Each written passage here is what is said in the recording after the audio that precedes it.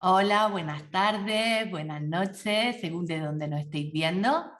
Bienvenido a esta masterclass de Eva y la serpiente. Esta noche tenemos con nosotros de nuevo al doctor Reutemann, que nos va a hablar de un tema que creo que es súper interesante para todos.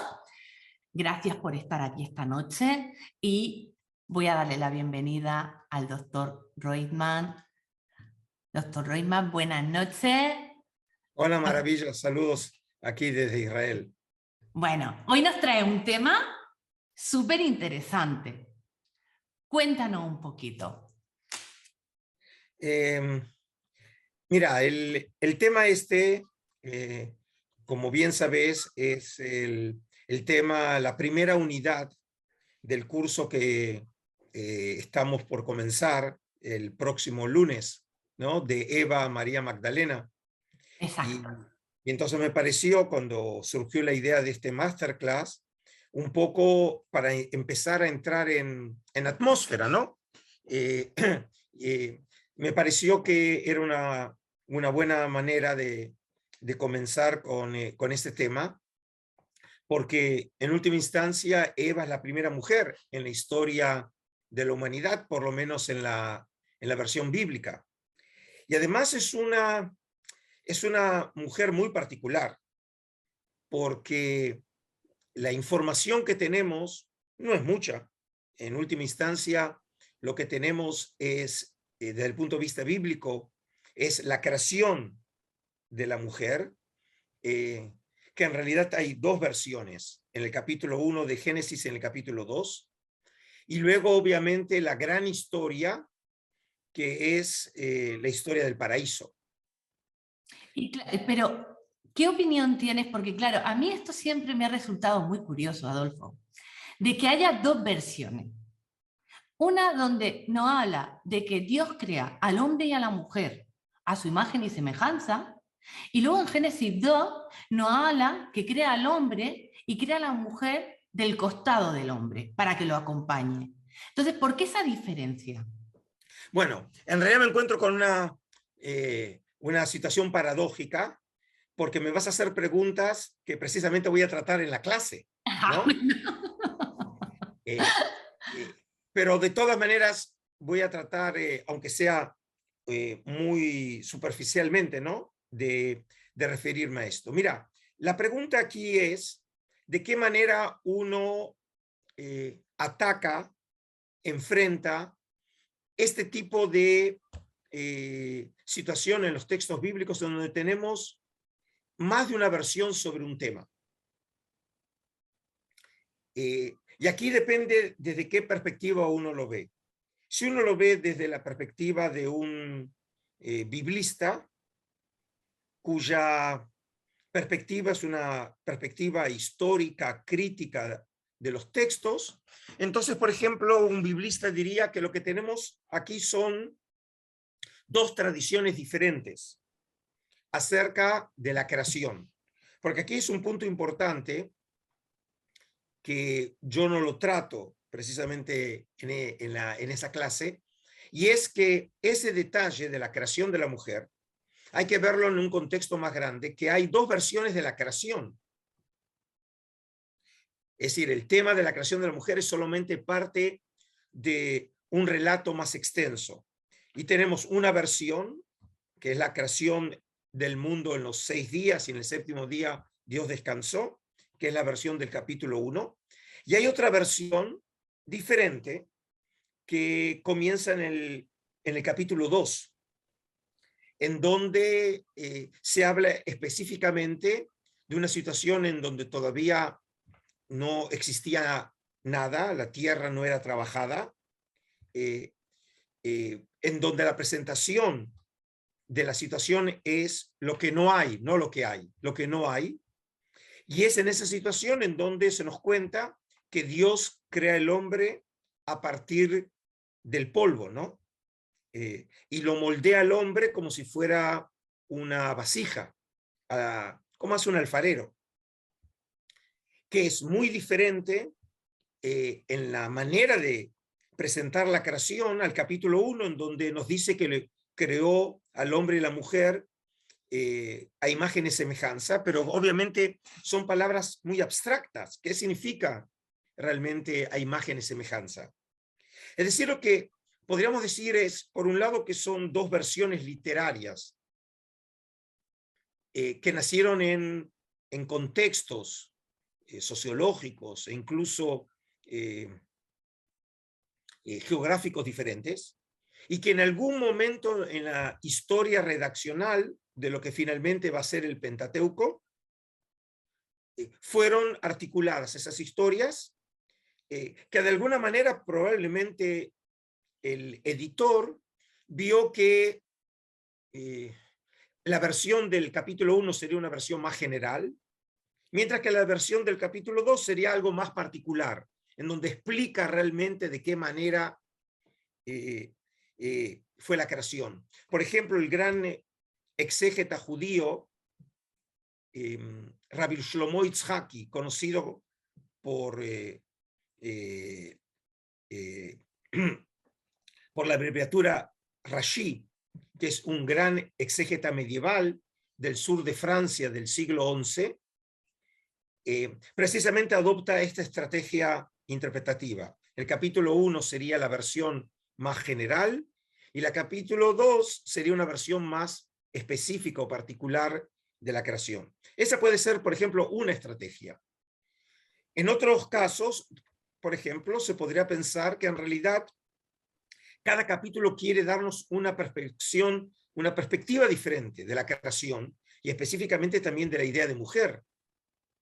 Ahí vamos, ahí vamos. Ahí es donde yo digo, es que cada uno quiere dar una perspectiva diferente sobre la mujer según el autor, ¿no? En ese momento. Bueno, entonces, obviamente también se lo puede ver desde esa manera. Y puede ser que aunque las historias hayan tenido un origen diferente, cuando fue articulado, por ahí él lo que quería era precisamente iluminar este tema específico nuestro, que es el tema de la mujer, desde ángulos diferentes. Porque obviamente en la primera versión el texto supone que hay un estado de igualdad entre el hombre y la mujer. Ambos fueron creados en el mismo momento, ambos son creados a imagen y semejanza, mientras que la versión del capítulo 2 muestra una idea diferente de la mujer. El hombre, es decir, el varón, fue creado directamente por la mano divina. Es Dios que lo hace al hombre con sus manos, como dijimos, como si fuera una vasija. Y es a él al que le insufla la vida.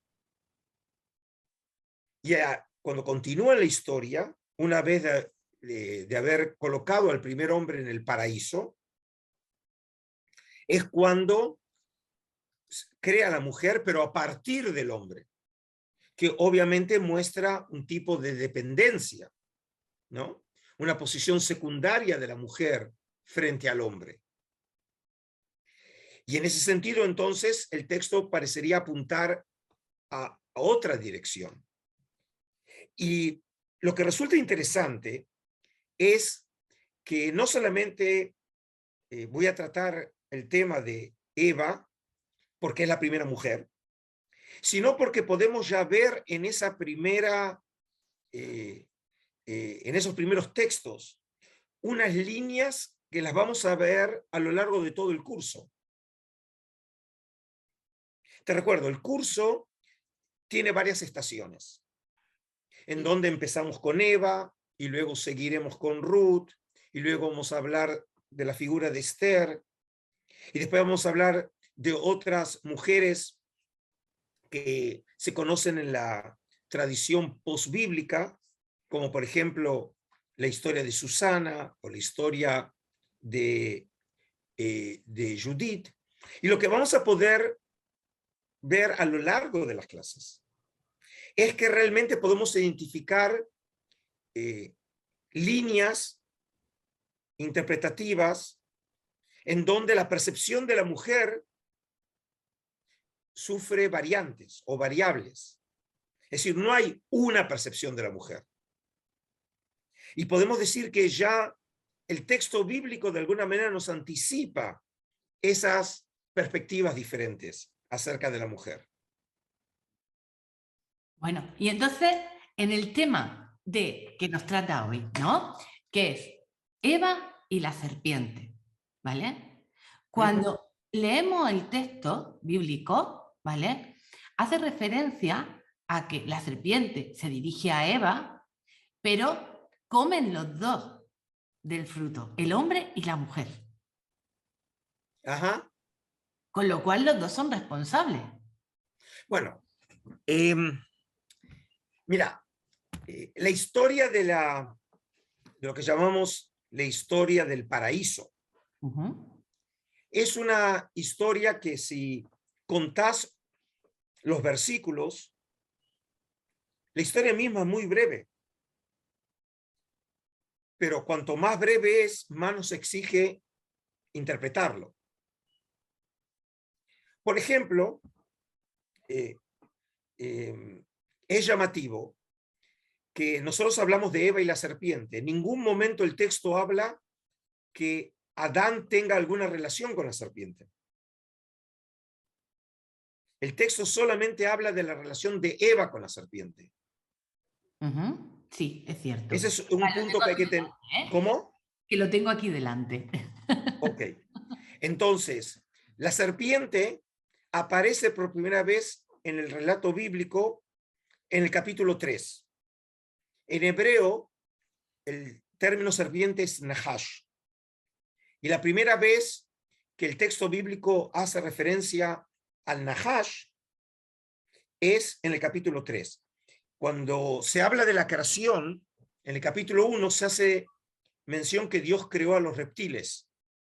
Y obviamente la serpiente forma parte de esa categoría, pero no hace ninguna referencia específicamente a esta serpiente. Y tampoco aparece la palabra nahash.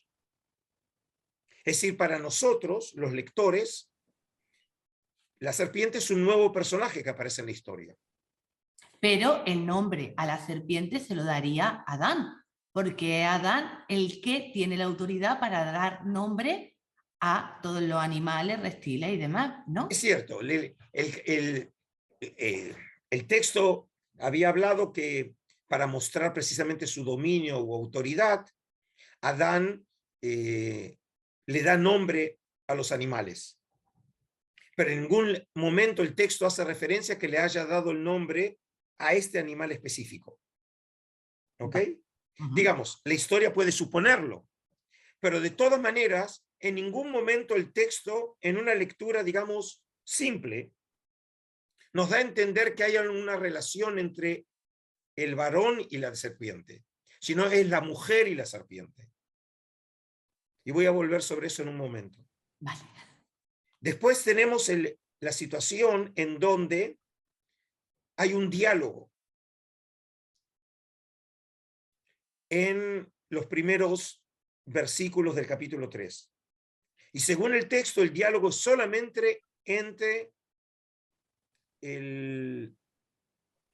la mujer y la serpiente. Y ahora te voy a contar una historia de verdad. Cuando yo estaba enseñando el tema alguna vez en clase, les dije si nosotros tenemos que entender que la capacidad del habla de la serpiente hay que verlo como un milagro. Te voy a hacer una pregunta. A ver, ¿conoces en los textos bíblicos otra historia en donde un animal habla? Pues si ahora mismo no me acuerdo si hay o no hay. Bueno, hay solamente un solo caso en toda la Biblia hebrea en donde hay un animal que habla, además del caso de la serpiente, que es el asno de Balaam, el profeta. Ajá. Eso es en el libro de Números. Y la historia cuenta cuando el rey moabita Balac le pide a Balaam que venga para maldecir al pueblo de Israel. Él sale montado, obviamente, no en una Ferrari, ¿no? En esa época, sino en un asno. Y cuando va avanzando, el texto nos dice que se le para en la mitad del sendero, frente al asno, un ángel con la espada desenvainada. Y la paradoja en la historia es que el asno ve al ángel y el profeta no lo ve. Y entonces cuando el asno obviamente ve al ángel con la espada, no quiere avanzar y se emburra. Y entonces él le pega insistiéndole que avance. Y en ese momento, Dios, el texto dice, Dios le abrió la boca al asno. Es decir, que el asno habla, pero obviamente es como resultado de un milagro divino. El texto dice claramente y nos da a entender que la serpiente habla, pero en ningún momento nos explica que Dios haya hecho con la serpiente como hizo con el asno de Balaam.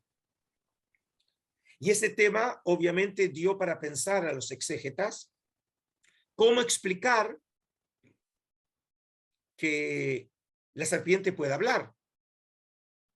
Y entonces, bueno, el texto obviamente no lo dice y eso fue un tema que invitó al exégesis a entenderlo.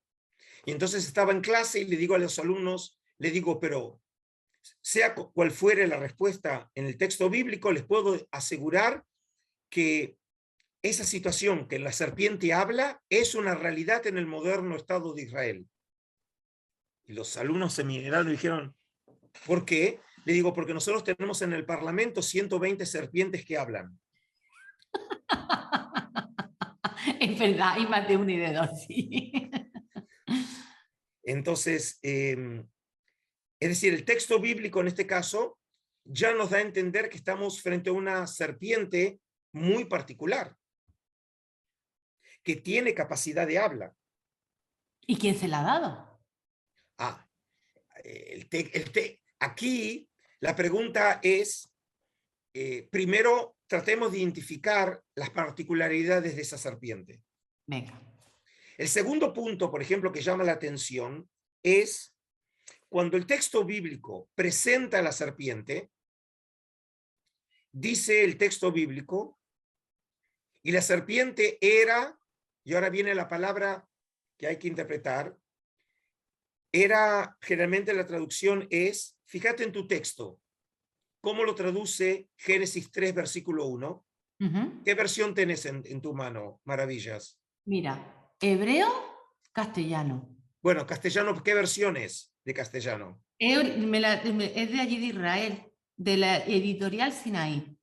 Ok, no importa. Decime ahora cómo lo traduce Génesis 3, versículo 1. Y la serpiente era más astuta que cualquier otro animal del campo del campo que Dios. El Eterno había hecho y No, no, ya está, ya está. La palabra clave es la palabra astuta. Astuta, vale. Ahora, en hebreo, el término en hebreo es arum. Arum. Y la gran pregunta es, ¿cómo tenemos que entender esa palabra? Mira, uno de los grandes desafíos que tiene siempre la lectura de un texto es entender, obviamente, el sentido de sus palabras. Mucho más cuando estamos hablando de un texto en una lengua extranjera. Y mucho más si hablamos de un texto tan antiguo. La palabra arum puede ser entendida de distintas maneras. Una manera es realmente como lo traduce el texto. Arum en el sentido de astuto. Ahora, ¿qué significa una persona astuta? Una persona astuta no puede ser alguien tonto, ¿no? Correcto. Es decir, que la palabra presume que es alguien que tiene inteligencia.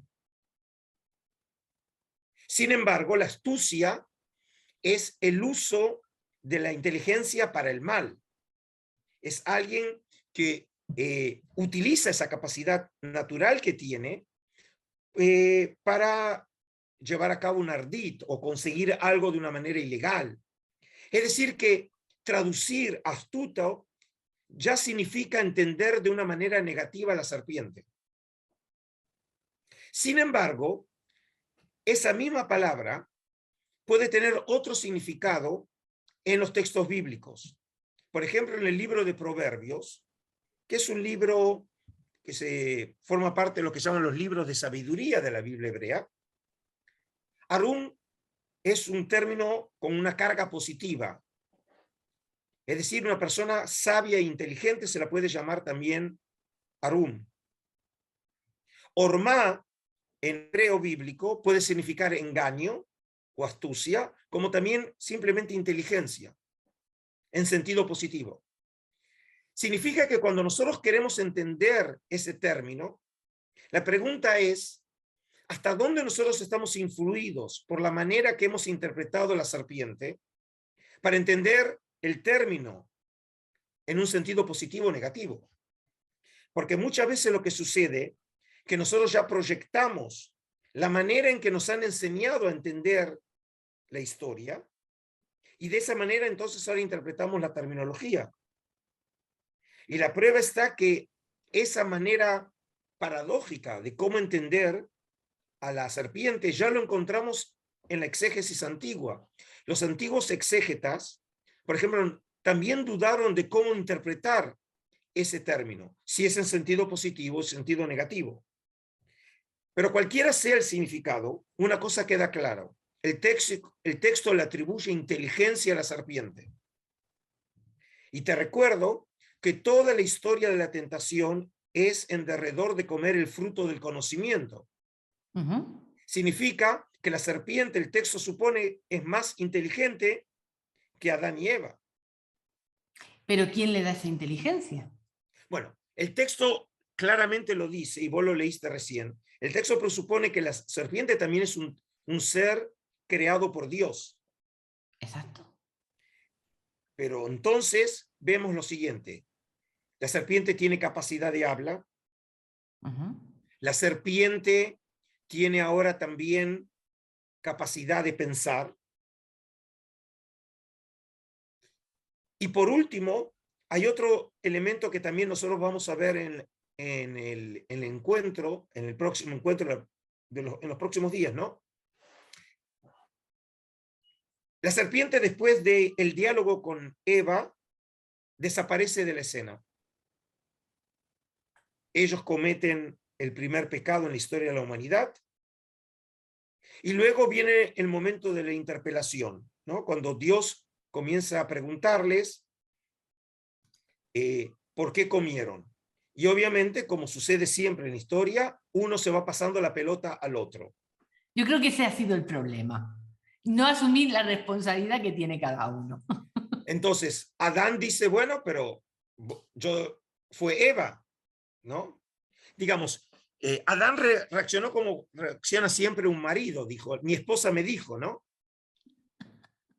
Bueno, me imagino que eso no sucede en tu matrimonio, ¿no? Sí, sí, también. Mi marido hace lo que yo le diga. Okay. Entonces, digamos, es un matrimonio de acuerdo al modelo de creación, ¿no? Claro, total.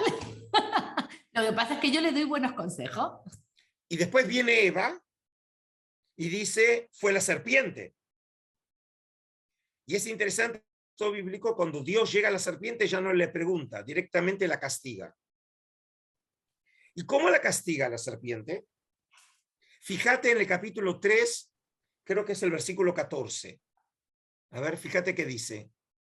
Entonces le dijo Dios, el Eterno, a la serpiente, porque hiciste eso, maldita serás entre todas las bestias y todo animal del campo. Sobre tu vientre andarás y comerás polvo todos los días de tu vida. Fíjate, el texto dice que la castiga y uno de esos castigos es que se arrastrara la serpiente. ¿Qué tenemos que entender del texto? Si ese es el castigo, el texto nos da a entender qué cosa. Que la serpiente tenía una manera de moverse diferente a la que nosotros conocemos. La serpiente que conocemos nosotros se arrastra. Por lo tanto, el texto, ¿qué supone? Que la serpiente tenía miembros, tenía manos, tenía pies. Nunca lo había pensado. No. Bueno, para eso tenés que venir al curso, ¿no? Está haciendo abrirme un nuevo mundo. Impresionante. Nunca lo había pensado. Ok, entonces, por ejemplo, una de las cosas que nosotros vamos a hacer en este primer encuentro, no solamente vamos a analizar el texto, sino vamos a hacer algo también que espero que también sea de interés de la gente. Vamos a rastrear cómo eran imaginadas las serpientes en el mundo antiguo. Vamos a traer representaciones de la iconografía antigua, por ejemplo, en Egipto, en Mesopotamia. ¿Cómo vemos representadas las serpientes y qué podemos aprender de eso para entender el texto bíblico? Mira, lo que sucede con el texto bíblico es lo que sucede con cualquier otro texto. Un texto, para ser leído y entendido, tiene que ser entendido en un contexto. Vos imaginate, por ejemplo, a un japonés que quiere entender el Quijote. Lo va a tener complicado. Un poco, ¿no? Pero digamos ahora que incluso no lo lee ahora en japonés, sino que lo lee en lengua española. Pero no basta con simplemente dominar la lengua. La lectura no es una acción solamente de Google Translator. Cuando nosotros leemos un texto, nosotros rápidamente lo colocamos en un contexto. Si leemos un texto contemporáneo, nosotros conocemos esa realidad y el texto nos resulta comprensible. Si nosotros tenemos que leer el Quijote del siglo XVI, tenemos que conocer la realidad cultural, social, política, económica, religiosa del siglo XVI para entender de qué está hablando Cervantes. Imagínate entonces hacer eso con un texto de hace 2500 años en el Oriente Antiguo. Es decir, el trabajo intelectual que nosotros tenemos que invertir para leer el texto en un contexto, cosa que obviamente ninguna persona normal lo hace. A lo sumo lo que hace es leer el texto como vos antes lo leíste, pero yo tengo que entender y tengo que pensar y hacerme la pregunta, ¿qué idea tenía cuando él pensaba en el concepto serpiente? ¿Con qué ideas o conceptos asociaba el término serpiente? Si acaso el autor está pensando en la serpiente que nosotros vemos en el zoológico, ¿o acaso piensa en otros tipos de serpientes? Por ejemplo, uno de los temas que vamos a explorar es el concepto mítico de la serpiente. Bueno, ya están haciendo preguntas aquí en el chat, ¿eh? Ok. Bueno, ¿quieres compartirlo conmigo? Sí, mira, aquí hay un comentario, dice, Paula nos dice, la serpiente es Lilith, la primera mujer de Adán, la interpretación del capítulo 1. Esto es lo que ella dice. Bueno. ¿Qué visión tienes de eso? Bueno, por supuesto que el texto bíblico no dice todo eso. La tradición acerca de Lilith es una tradición que nosotros lo conocemos recién en un estadio tardío de la tradición exegética, que es en la tradición rabínica. El concepto Lilith nosotros lo conocemos, viene de Mesopotamia, y es un concepto realmente mitológico. Y sabemos, por ejemplo, que muchos materiales de los pueblos que rodean a Israel finalmente se fueron filtrando en Israel y fueron incorporados en la historia de la exégesis. Y de ahí nace la idea que antes de la primera mujer hubo otra mujer. Como ves, Adán no era muy diferente a otros hombres, ¿no? No, ya lo estoy viendo. Pero para que veas por qué un texto que es tan breve, tan compacto, puede llenar bibliotecas enteras. Te voy a dar otro elemento. Hay una situación aquí bastante, yo diría, sensible en la escena. Nosotros tenemos que imaginar a Eva. Eva está desnuda, ¿no? Y entonces tenemos ahora la serpiente. Ahora, mucho antes de Freud, ya en el mundo antiguo también era entendida la serpiente con un simbolismo fálico. Significa que el texto, la escena, nos invita realmente a entender que la escena está cargada de sexualidad. Nunca lo había pensado tampoco. Yo creo que, no sé los demás, pero yo nunca me hubiera imaginado algo así. Me encanta, estoy disfrutando un montón. Sigue, sigue. Ok. No, lo que pasa es que para que yo siga me tengo que asegurar que los participantes son mayores de 18 años. Son mayores de 18 años, tranquilo. Entonces, estamos frente a una situación en donde ya los antiguos entendían la escena como una escena cargada de sexualidad. Ahora, si alguien, por ejemplo, los participantes dice, bueno, pero eso es simplemente una manera en que nosotros, los modernos, leemos la escena. Yo les recuerdo que el tema de la sexualidad está presente en el texto bíblico. Fíjate, por ejemplo, al final del capítulo 2, el último versículo, ¿cómo termina el texto? El versículo, por ella dejará el varón a su padre y a su madre, se unirá a su mujer y se harán una sola carne. Ok, sí. Y después continúa. Y ambos estaban desnudos, el hombre y su mujer, pero no se avergonzaban. Fíjate lo siguiente. El texto nos habla, después que fue creada Eva, el texto presupone una relación monogámica y claramente alude a que están desnudos y no se avergüenzan. La vergüenza existe solamente en el hombre. Los animales no se avergüenzan de su desnudez. Significa que estamos frente a un concepto cultural. El texto presupone que el paraíso es un mundo fuera de este mundo, porque en el mundo que nosotros vivimos, lo primero que hacemos nosotros a los niños es enseñarles a esconder y a tapar sus partes pudendas. Eso significa que el texto presupone que es un momento precultural, el mundo del paraíso, que no es nuestro mundo, está fuera de este mundo. Y precisamente dice que no se avergüenzan. Ahora, fíjate lo siguiente, ellos comen del fruto prohibido, ¿no? Los dos. ¿Qué es lo primero que hacen? No, los dos, ¿sí? Ahora, ¿qué es lo primero que hacen? Fíjate Génesis 3, versículo 7, ¿qué dice? Y los ojos de ambos se abrieron y se dieron cuenta de que estaban desnudos. Entonces cosieron hojas de higuera y se hicieron delantales. Significa que en el momento que comieron la fruta, nosotros hablamos de un conocimiento. Pero ¿cuál fue el conocimiento inmediato que ellos tuvieron? El de su sexualidad. Significa que podemos decir que el momento de la consumición del fruto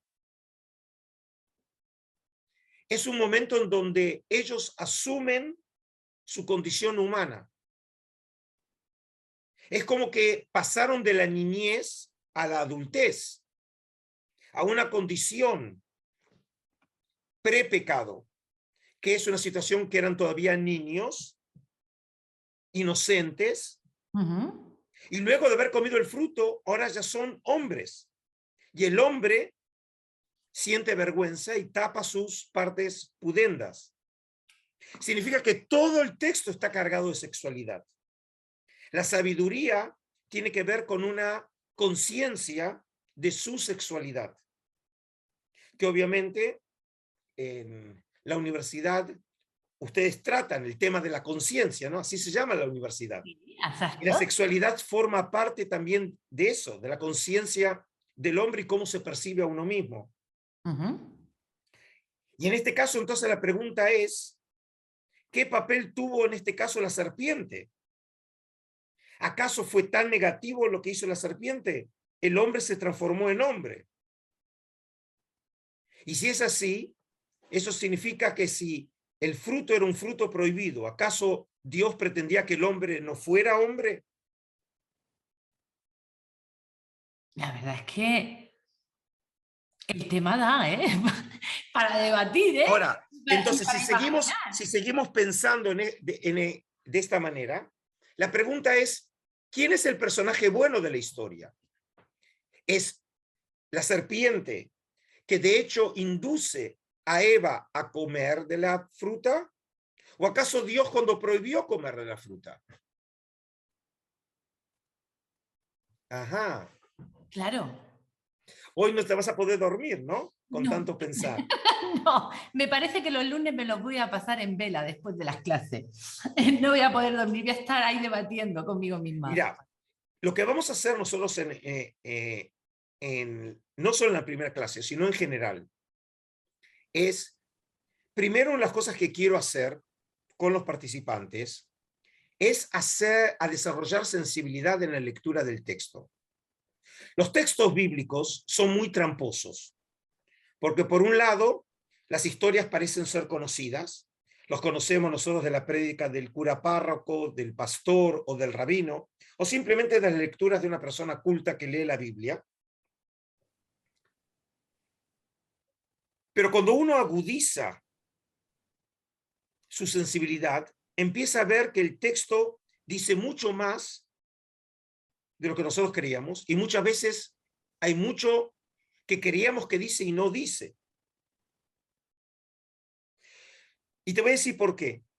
Maravillas. Nosotros somos el resultado de miles de años de exégesis. Y no hemos aprendido nada. No me refiero a que nosotros a veces proyectamos en el texto cosas que el texto no lo tiene. Exacto. Y te voy a contar una anécdota verdadera. Hace muchos años atrás estábamos en Argentina y teníamos un profesor que llegó de Israel. Y entonces preguntó una pregunta, digamos que es muy simple de respuesta. Dijo, ¿qué fruto era el fruto prohibido? Y alguien levantó la mano, ¿y cuál fue su respuesta? Pues la manzana. Por supuesto. Ahora, yo te recuerdo que no hay ninguna manzana en la historia. Es verdad, ¿eh? Yo eso me he dado cuenta y digo, ¿de dónde se habrán sacado la manzana? No, que no hay ninguna manzana aquí puesta. Entonces, la primera pregunta es, ¿cuál fue el fruto si no fue la manzana? Y dos, ¿desde cuándo se conoce que hay una manzana? Pues la verdad es que me encantaría saberlo. Bueno, en este caso, ¿ves? Te hago un adelanto y te voy a contestar la pregunta. La manzana solamente aparece en Europa occidental y no antes. En el mundo antiguo no conocen la tradición de la manzana. ¿Y por qué no lo conocen? Porque el resultado que el fruto prohibido sea manzana, la razón se encuentra en la lengua del latín. Manzana en latín se dice malum, pero malum también es el adjetivo del mal, algo malo, malum. Y entonces el fruto prohibido es el fruto malo.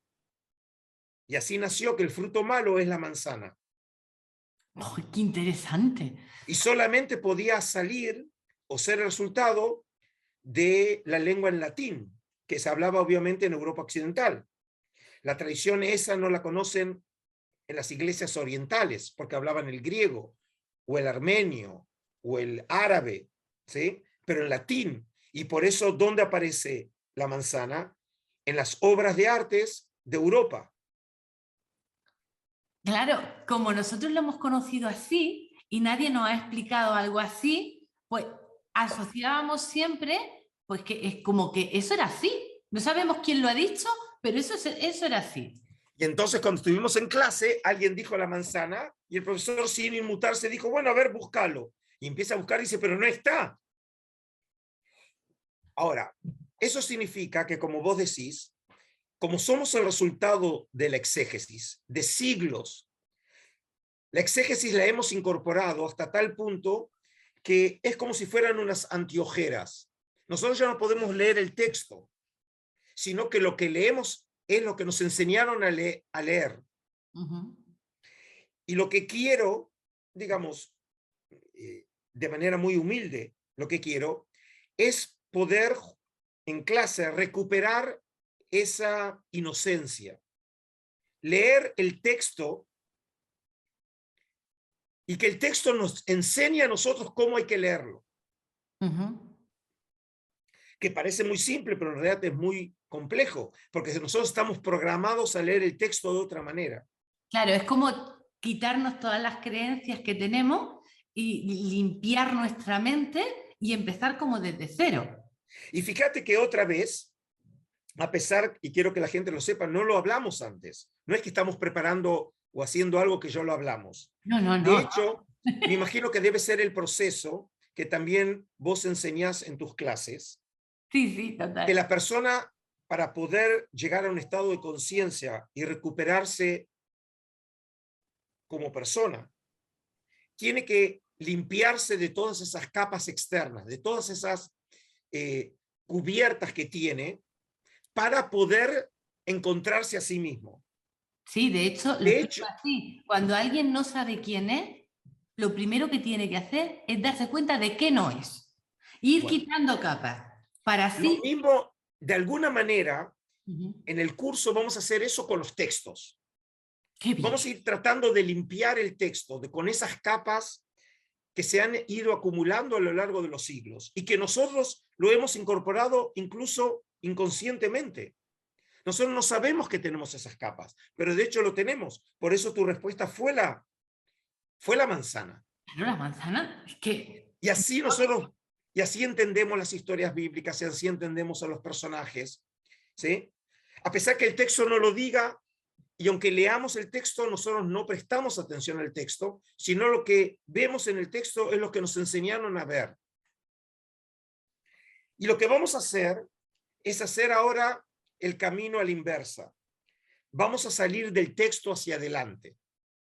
Primero vamos a tratar de entender el texto en su contexto literario, en su contexto cultural, social, político.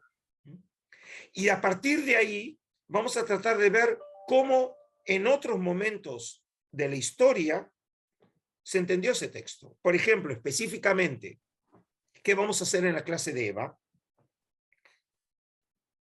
¿De dónde salió que nosotros vemos el relato de otra manera? Por ejemplo, y te cuento ahora una historia, ¿sí? Hoy está lleno de historias, ¿sí? Me encantan las historias. Cuando era joven, estuve dando un ciclo de conferencias en un monasterio franciscano en Buenos Aires, muy próximo a la Casa Rosada, la Casa de Gobierno. Un lugar muy, muy tradicional, conservador, y era la primera vez que un judío enseñaba en esa casa. Y estaba con un grupo de jóvenes, y en algún momento llegamos a la historia de la serpiente. Siempre llegó a la serpiente.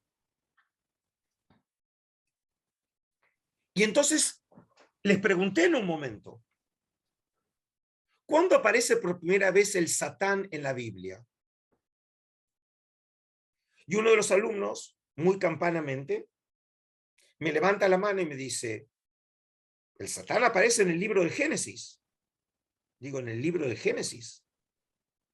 Sí, en la historia del paraíso. Y le digo, ¿dónde está el Satán? Dice, la serpiente es el Satán. Ahora, el texto de Génesis habla de una serpiente. Pero este cristiano entendía la serpiente de acuerdo a cómo lo había estudiado en la tradición cristiana, que la serpiente fue el Satán. Por ejemplo, nosotros vamos a tratar de explorar en el próximo encuentro desde cuándo se conoce esa exégesis. ¿Desde cuándo la serpiente empezó a ser interpretada como el Satán? Pero no solamente eso. ¿Acaso es una tradición cristiana o ya los textos judíos conocían esa exégesis? Porque en última instancia, los primeros cristianos también son judíos. Entonces vamos a empezar nosotros a rastrear estas ideas. Y ahora me decís, ¿y por qué eso es relevante para un curso sobre la mujer? Y ahora te voy a dar otra primicia. Una pregunta que nos tenemos que hacer, si acaso la relación entre Eva y la serpiente quedó solamente en hablar, ¿O sucedió algo más en el paraíso? ¿Y eso, Ajá. pero ¿y eso de dónde lo saca? Eso en el texto no está. Bueno, pero el texto dijimos que está cargado de sexualidad, ¿no? Ujú, Después dijimos que Eva aparece como una mujer desnuda. ujú. Después nosotros dijimos que la serpiente ya en la antigüedad también era visto como un símbolo fálico. Por lo tanto, maravillas, no necesitas mucha inteligencia que puede pasar en una situación donde hay un falo, hay una mujer desnuda, y te recuerdo que después esa mujer también queda embarazada, ¿no? Sí. Por ejemplo, el texto bíblico nos dice que Adán y Eva tuvieron relaciones, ¿no? Ujú. Pero ¿cuándo el texto bíblico cuenta que hubo relaciones sexuales? ¿Recordás? No. Lee el capítulo 4, versículo 1. Y Adán conoció a Eva, su mujer, quien concibió y dio a luz a Caín, y dijo, he obtenido un varón con ayuda del Eterno. Y dio a luz a otra vez a su hermano Abel. Según el texto bíblico, la primera vez que el texto bíblico nos dice que mantuvieron relaciones fue en ese texto. Ujú. Eso significa que el texto presupone que la relación sexual carnal sucedió después de la expulsión del paraíso, es decir, cuando tuvieron conciencia sexual. La pregunta es, ¿y cuando estuvieron en el paraíso, qué pasó? ¿Acaso tuvieron o no tuvieron relaciones? Aunque te parezca una pregunta muy tonta, los grandes teólogos de la época bizantina discutían ese tema. ¿Y por qué era un tema importante? Porque la pregunta presuponía si la vida paradisíaca implica o no sexualidad. Claro, porque si no explica sexualidad, a ver quién se va luego al paraíso. ¿Eh? A que todo está empezando lo mismo. Entonces, como ves, no es que simplemente yo tenga una mente que piensa en esta dirección. El texto lo sugiere. El texto nos obliga a pensar dónde entra en la constitución de la condición humana la sexualidad. Ujú. Si la sexualidad, como está representada por la serpiente, lleva al hombre a la perdición o a la salvación.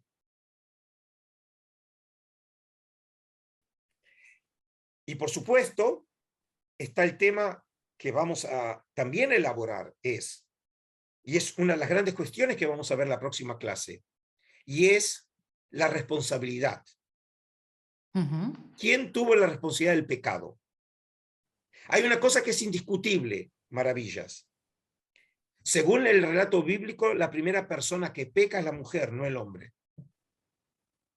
Ya, pero luego fue el hombre, es decir, aquí la responsabilidad es mutua.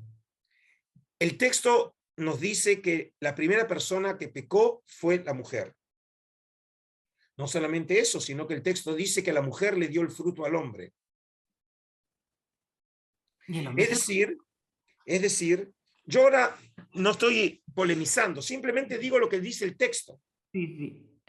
Eso significa entonces que el texto nos sugiere también un tema que vamos a tratar no solamente en el primer encuentro, sino a lo largo de los encuentros. ¿Qué efectos tiene la mujer sobre el hombre? ¿Cómo fue visto ya en la antigüedad el grado de influencia que las mujeres tienen sobre los hombres? Hombre, Y es mucho. precisamente una pregunta fascinante cuando entendemos que estos textos fueron escritos en sociedades patriarcales. Y precisamente entonces cómo era vista la mujer y el grado de influencia que la mujer podía tener sobre el hombre. Y lo vamos a ver respuestas diferentes en textos diferentes, porque vamos a conocer mujeres diferentes, en épocas diferentes, por autores diferentes. Y en última instancia, de alguna manera para ir terminando, ¿no?, este encuentro, que en realidad me imagino que te generaron más preguntas que respuestas. ¡Buah! Un montón, un montón. ¡Buah! Claro, a mí se me va a hacer esto muy corto. Bueno, pero lo que en última instancia, todo el propósito de este curso es para, preparar al público para el gran evento que vamos a hacer, si Dios quiere, en julio, sobre María Magdalena. ¿Y te acordás cuando nosotros nos encontramos allá en Madrid en noviembre? Sí. Con Bea, nació este proyecto porque dije, cuando la gente quiera participar en ese evento en julio, tiene que llegar preparada, porque si no es como hablar de un tema en donde uno no sabe ni cómo empezar a entenderlo. Sí, es más, fíjate, a mí lo que diciendo esto, para mí es de suma importancia esta formación para que la gente pueda ver la verdad sin sentirse influenciada por nuestras creencias, por nuestro entorno, por lo que digamos uno o lo otro, sino que puedan realmente ver la verdad desde su corazón, que puedan entenderlo, que no tengan velos ni creencias, que vayan abiertos totalmente de corazón para poder entender toda la historia y todo lo que conlleva, más allá de lo que hayan escrito los historiadores, porque al final los historiadores, según en el bando que estuvieran, pues escribían unas cosas u otras. Y está bien, está perfecto, porque tienen su visión humana, pero también hay una visión mucho más amplia que es la del alma. Y fíjate, con lo poquito que hemos visto aquí, qué confundidos estábamos y qué montón de cosas no veíamos. Porque yo mira que he leído los textos. Y tú me preguntas, ¿de qué fruto comió Eva? Y te vuelvo a repetir la manzana. Nunca me había dado cuenta de que la manzana no estaba. Era algo que me habían inculcado tantísimo. Claro, de ir todos los domingos a misa, porque mi madre me obligaba todos los domingos a ir a misa, y de tantas veces que lo dijo el párroco, que se te queda ahí y no te das cuenta que no está. Te lo han metido a fuego. Yo lo que diría en los minutos que restan, ¿sí? Y te acordás que te había dicho que me disculpo, pero tengo otra reunión y otra transmisión y ahora en unos minutos, por ahí también darle, si hay otras preguntas, por ahí que la gente sienta que algunas de las preguntas las he contestado. A ver, elegí lo que quieras.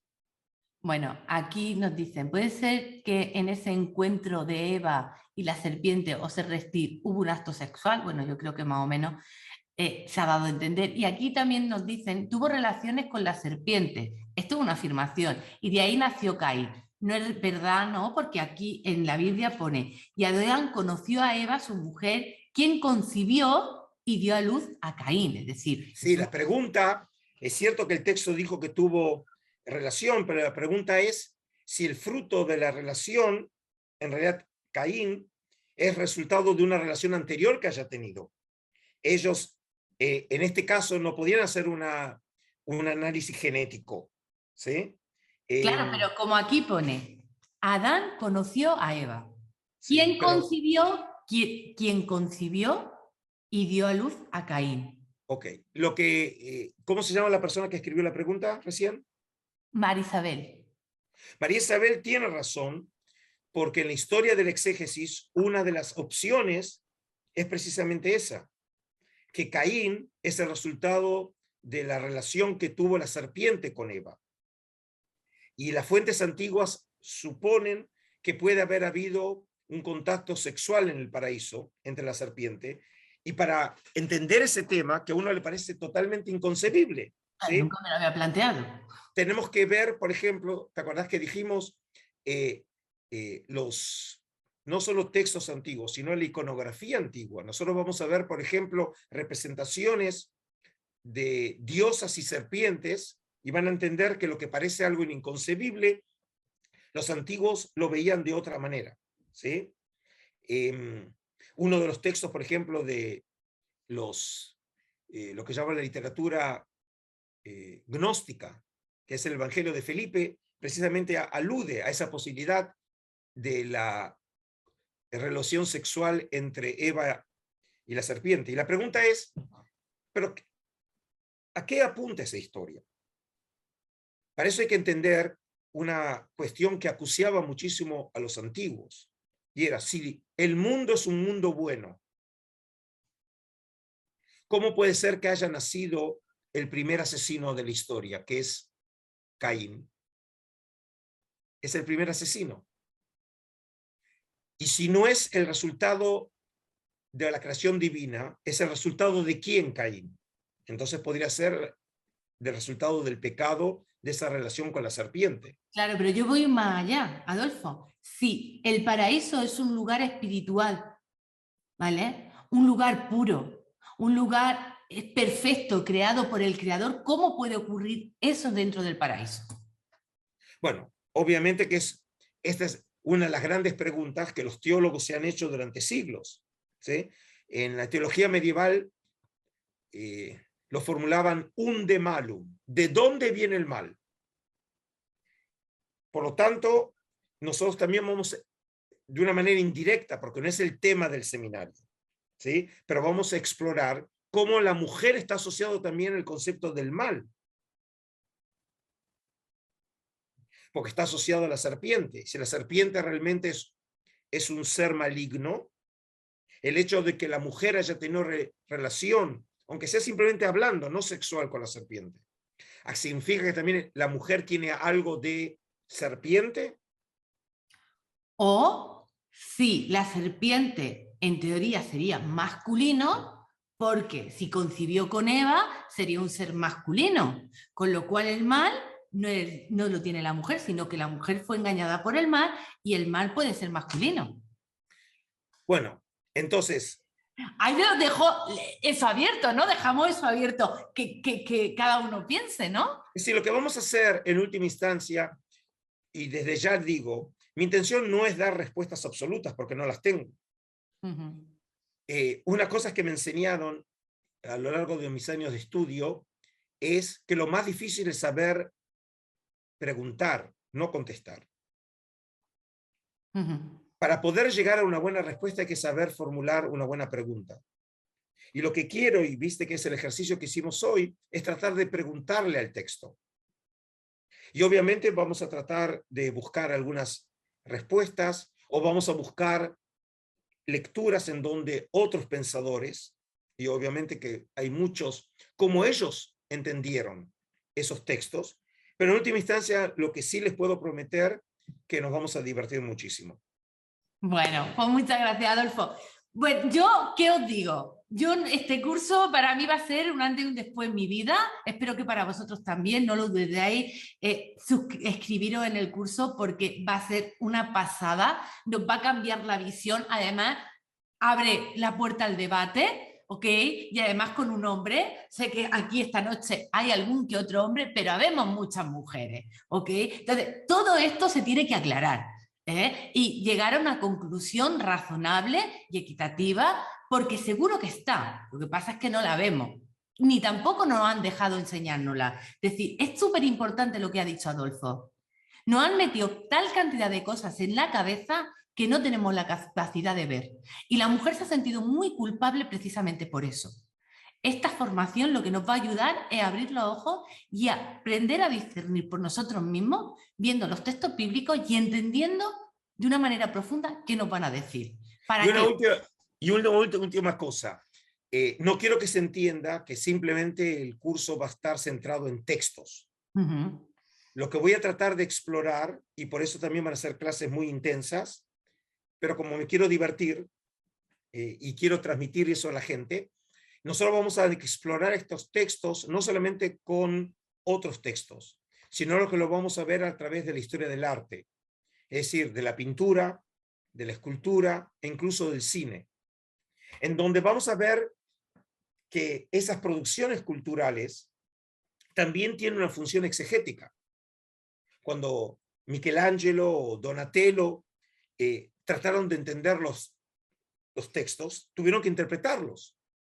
Ellos también tuvieron que leerlos. También les hicieron preguntas. Y en última instancia, además de aportar a la estética, también aportaron a la exégesis. Mi formación, obviamente, es como historiador de la cultura. No soy un historiador del arte, pero el arte lo veo como un recurso de los hombres también, en este caso, para entender los textos. Y en ese sentido, nos va a permitir ver cómo las ideas que tenemos sobre Eva, sobre Esther, sobre Judith, no solamente el resultado de lectura, sino de imágenes que hemos visto. Y como bien sabemos, una imagen vale más que 1000 palabras. Exacto, exacto. Así que nosotros también somos el resultado de siglos, no solo de lecturas, sino también de imágenes que hemos visto. Y lo que nos va a permitir, y así espero, es enriquecernos, en este caso, no solamente intelectualmente, sino también espiritualmente. Bueno, me disculpo, gracias por haberme abierto este espacio para compartir con tu público, y si Dios quiere, nos encontramos el próximo lunes en el comienzo del curso, y les deseo a todos un Shabbat Shalom, que tengamos un buen fin de semana y en estos días de tanta oscuridad, por lo menos un poco de tranquilidad. Shabbat Shalom. Muchas gracias, Adolfo. Chao, buenas noches y saludos desde Israel. Chao. Bueno, ya sabéis, empezamos el lunes la formación. Si lo sentí, no lo penséis, para mí es un regalazo poder tener a Adolfo dentro de la universidad, dando este pedazo de formación, de verdad. Ya habéis visto el ratito que hemos estado con él. Yo me he quedado, bueno, se me nota, ¿no? Y es que además que soy muy expresiva. Entonces, me he quedado, vamos, atónita, igual que vosotras y vosotros. Seguro que muchas cosas también hubierais contestado la manzana, ¿a que sí? No solamente yo. Entonces, esto lo que nos va a hacer es abrir el corazón, abrir la mente, conectar más todavía con la sabiduría y que no nos vuelvan a manipular ni a engañar, ¿vale? Ya ni sean religiones, sean políticos o sea lo que sea. Esto lo que nos va a ayudar es a quitarnos un montón de creencias limitantes que tenemos, ¿vale? Y empezar a ser auténticos y verdaderos para pensar por nosotras mismas. Y yo voy a defender a la mujer siempre, ¿eh? Que está claro, ¿no? Se ha notado. Bueno, buenas noches, que os amo, shalom a todos y muchas bendiciones. Chao, chao.